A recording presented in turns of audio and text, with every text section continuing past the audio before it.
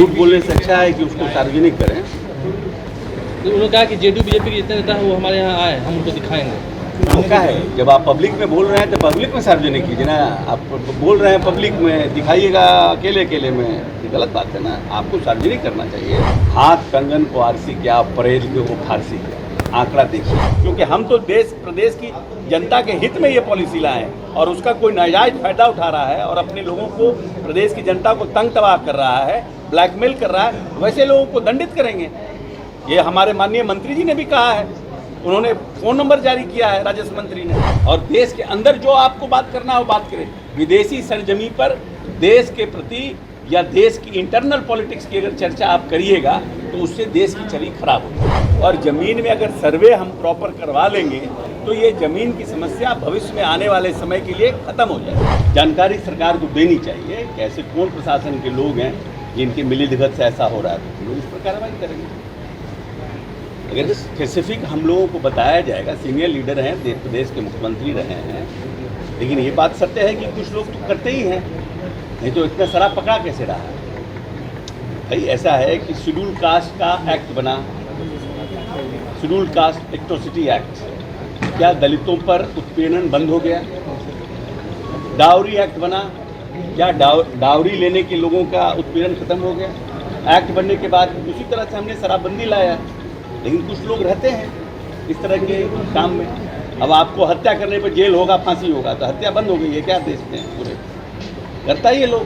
तो दुष्ट प्रवृत्ति के लोगों की कमी नहीं है कहीं भी, वो लोग अपनी करते हैं शांत करें कि हम को कम करने का सरकार की नीयत है और सरकार का ये प्रयास है कि बहुत से लोगों का परिवार में बंटवारा हुआ, दादाजी के समय बंटवारा हुआ, कुछ भाई ने ज़मीन बेच दिया, कुछ लोगों ने ज़मीन अपने पास होल्ड किया है। मैं समझता हूँ कि अगर ये प्रॉपर सर्वे अगर हो जाएगा तो बहुत से ज़मीन के लिए जो विवाद है, माननीय नेता नीतीश कुमार की ये सोच है कि लॉ एंड ऑर्डर को लेकर के जो घटनाएं हो रही है उसमें ज़्यादातर घटनाएं ज़मीन से संबंधित है। और ज़मीन में अगर सर्वे हम प्रॉपर करवा लेंगे तो ये ज़मीन की समस्या भविष्य में आने वाले समय के लिए ख़त्म हो जाएगी। उस नीयत से ये सर्वे कराया जा रहा है। लेकिन कहीं कहीं सुनने में आता है, हम लोग भी नीचे से खबर आती है कि सर्वे में, तो उन सब चीज़ों को रेक्टिफाई करने के लिए सरकार भी अपनी तरह से पॉलिसी बना रही है। और हम समझते हैं कि इस सर्वे के बाद बहुत सी जो समस्याएं ज़मीन से रिलेटेड है उसका खामियाजा हो जाएगा, उसको पूरी तरह से हम लोग खत्म करने में सक्षम हो पाए। लेकिन सर, ब्लॉक में लोग जाते हैं तो पैसे की डिमांड की जाती है। हाँ, ब्लॉक में लोग जाते हैं जमीन के काम करने, पैसे की डिमांड की जाती है। नहीं देखिए, ऐसा है कि ये कोई स्पेसिफिक है जिनसे पैसा मांगा जाता है, ये एक जनरल टर्म है कि पैसा मांगा जा रहा है। अगर स्पेसिफिक हम पूरे शिद्दत से कह रहे हैं कि अगर लोगों को किसी भी कर्मचारी, राजस्व कर्मचारी, सीओ के द्वारा पैसा मांगा जा रहा है या कोई शिकायत है तो वो विजिलेंस में इसकी शिकायत करें।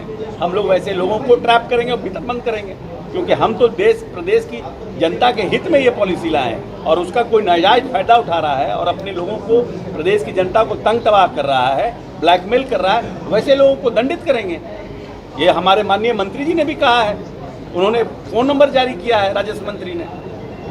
तो लेकिन कोई था कि चुनाव से पहले आप लोग जो लैंड सर्वे करा रहे हैं, घर घर में झगड़े बढ़ेंगे और इसका खामियाजा आपको हम लोग सर्वे को, जमीन के विवाद को खत्म करने के लिए कर रहे हैं। जो भू माफिया लोग हैं, जो जिसकी जमीन उसकी जमीन, उसका खतियान, उसका पर्चा, उसका ये, वो इस तरह का दुष्प्रचार कर रहे हैं, जिसके ये सर्वे होने के बाद जमीन के विवाद 80% बिहार में खत्म हो जाएंगे। और हमारा ऐसा सोचना है, ये मेरा व्यक्तिगत राय है, ये पार्टी की राय नहीं है।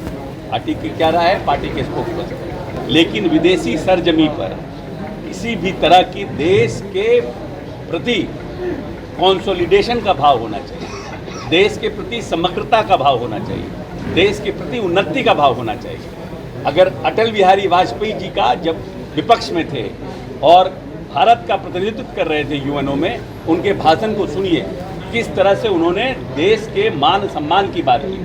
तो कोई भी नेता अगर विदेशी सरजमी पे जाता है, वो देश की उन्नति का और देश को आने वाले समय में हम कैसे सुपर पावर बना सके उसकी बात होना चाहिए, जिससे कि लोगों को लगे कि देश हित में सभी राजनीतिक दल एकमुश्त हैं, एक साथ हैं। और देश के अंदर जो आपको बात करना हो बात करें। विदेशी सरजमी पर देश के प्रति या देश की इंटरनल पॉलिटिक्स की अगर चर्चा आप करिएगा तो उससे देश की छवि खराब होती है। झूठ बोलने से अच्छा है कि उसको सार्वजनिक करें। तो उन्होंने कहा कि जेडीयू बीजेपी के जितने नेता हैं वो हमारे यहाँ आए, हम उनको दिखाएंगे। तो क्या है, जब आप पब्लिक में बोल रहे हैं तो पब्लिक में सार्वजनिक कीजिए ना। आप बोल रहे हैं पब्लिक में, दिखाइएगा अकेले अकेले में, ये गलत बात है ना। आपको सार्वजनिक करना चाहिए। अगर नीतीश कुमार का ऐसा कुछ है आपके पास कि लालू यादव के पास गिड़गिड़ा रहे हैं, करिए सार्वजनिक, हम लोग भी देखें। तो आपको तो लगता है कि तेजस्वी जो कह रहे हैं कि 2 बार उन्होंने नीतीश कुमार को जीवन दान दिया, उनकी कृपा रही, तब नीतीश कुमार की सरकार बनी 2 बार। ऐसा है कि इस पर हम पहले भी बोल चुके हैं कि माननीय नेता के साथ आने से किन किन राजनीतिक दल को फायदा हुआ है, ये चुनाव के आंकड़े बताते हैं। हाथ कंगन को आरसी क्या, परेल के वो फारसी क्या, आंकड़ा देखिए।